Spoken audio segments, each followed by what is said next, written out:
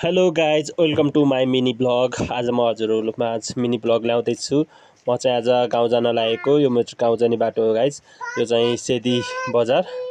म चाहिँ सेदी बजार हुँदै अनि यो चाहिँ देख्न सक्नुहुन्छ फेवाताल हो। हामी चाहिँ फेवातालको छेउछेउ हुँदै घर जाने हो। र गाइज मेरो घर चाहिँ पामे बजारभन्दा अलिकति माथि पर्छ। अब यो देख्न सक्नुहुन्छ यो अगाडिको चाहिँ पामे बजार। हामी चाहिँ यो पामे बजार कटेर पामे बजारबाट यो पामे बजारको पुल अब हामी यहाँबाट लेफ्ट टर्न गरेर माथितर्फ लाग्नेछौँ। अनि यो अगाडि देखिएको चाहिँ प्याराग्लाइडिङ गर्ने ठाउँ। अहिले चाहिँ मेन प्याराग्लाइडिङ चाहिँ त्यहाँ हुन्छ। अब हामी चाहिँ त्यहाँबाट नि आएर यो चाहिँ हाम्रो गाउँ जाने बाटो हो। हामीले माथि गाउँमा उक्लिसकेका छौँ। यो चाहिँ अहिले भर्खरै बनाएको दलन। अनि त्यहाँ अगाडि देख्न सक्नुहुन्छ मेरो स्कुल। हामी 1 क्लासदेखि 8 क्लाससम्म पढेको स्कुल हो। र आज चाहिँ म घरमा जोत्नको लागि आएको छु, किनकि अब बर्खा सुरु भयो नि त। त्यही भएर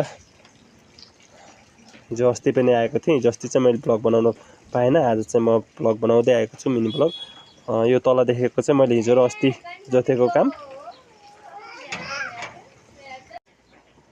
म अब खेतमा आइपुग्न लागेको छु।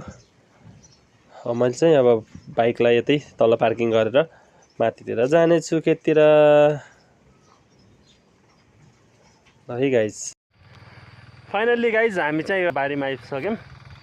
म चाहिँ बाइकबाट पनि झरिसकेँ। अनि त आज चाहिँ दिदीले जोतिरहनु भएको रहेछ। बुवालाई दिदीले भएर जोतिन सुरु गरिसकेर छन्।